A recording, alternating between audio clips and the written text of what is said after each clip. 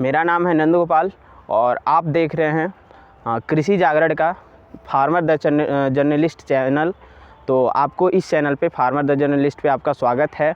और दोस्तों, मैं जैसा कि आप जानते हैं कि मैं उत्तर प्रदेश के आजमगढ़ ज़िले से बिलोंग करता हूं।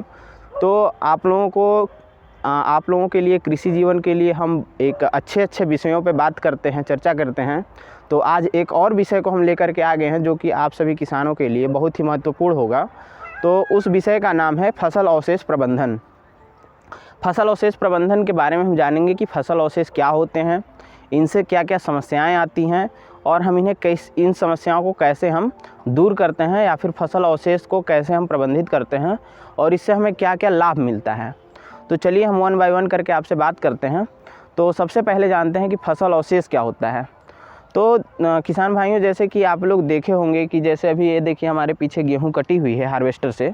तो क्या है कि इसमें जो छूट चुकी है, इसमें कुछ डंठल वगैरह दिखाई दे रहा है। इसी प्रकार से आपको धान वगैरह में दिखाई देता होगा। धान में हो गया, शुगर केन में हो गया, गन्ना में हो गया।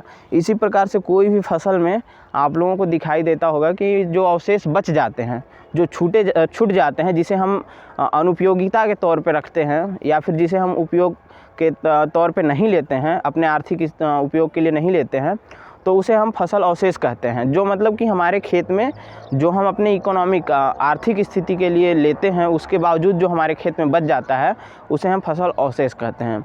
तो ये बात रही हमारी फसल अवशेष क्या होता है। अब हम बात करते हैं कि अब देखिए कुछ किसान होते हैं जो कि उसे एक अच्छे वे में लेते हैं, अच्छे तरीके से उसे या तो फिर उसका उपयोग कर लेते हैं। और कुछ किसान ऐसे होते हैं जो लापरवाह होते हैं, वो क्या करते हैं कि आग जला देते हैं, जिससे कि फसल अवशेष जलने लगता है।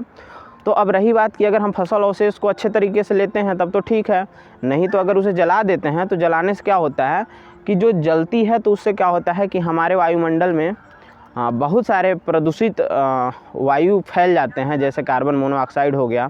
इस प्रकार से हमारे वातावरण में बहुत ज़्यादा नुकसान फैलाता है, जिससे आप देखते होंगे कि धुंध का असर दिखाई देता है, कोहरे का असर दिखाई देता है। और हमेशा आप न्यूज़ चैनलों में सुनते रहते होंगे कि यहाँ अभी दिल्ली एनसीआर में इस तरह से पंजाब, हरियाणा और पश्चिमी उत्तर प्रदेश में जलाए गए पराली से धुआं आ गई है, जिससे कि प्रदूषण फैल चुका है।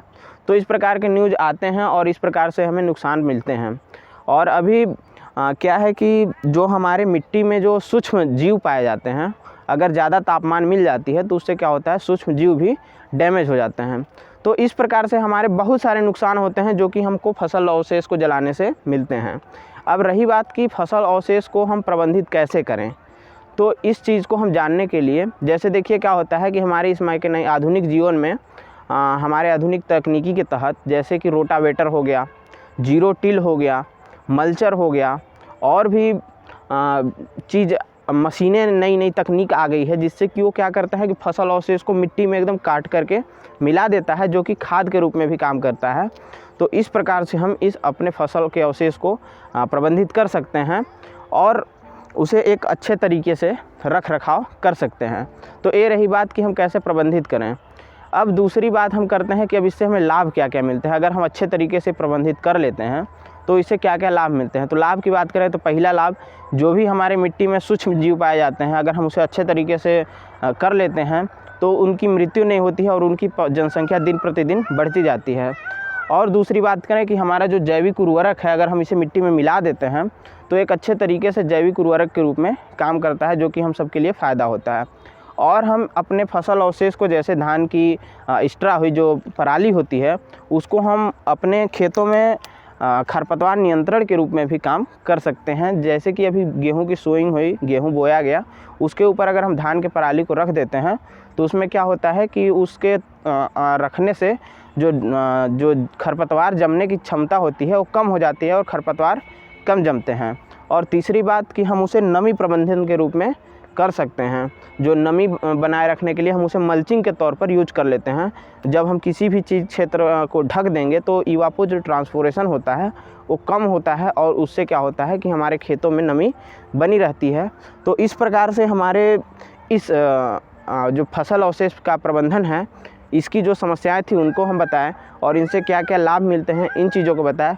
तो मुझे आशा नहीं पूरा विश्वास होगा कि आपको ये हमारी वीडियो फसल अवशेष प्रबंधन के बारे में जितनी भी जानकारी है आपको अच्छे तरीके से समझ में आ गई होगी और मुझे आशा नहीं पूरा विश्वास है कि आप इसे अपने जीवन में उपयोग करेंगे और आप अपने अन्य भी लोगों तक जो किसान भाई हैं उनको तक पहुंचाएंगे। और अगर चैनल पर नए हैं तो चैनल को सब्सक्राइब कर लें और वीडियो पसंद आई तो वीडियो को लाइक करें। और जो भी समस्या है आपको इस क्षेत्र इस कृषि से संबंधित आप कमेंट बॉक्स में पूछ सकते हैं, इसको बताने का प्रयास किया जाएगा। सो धन्यवाद, थैंक यू।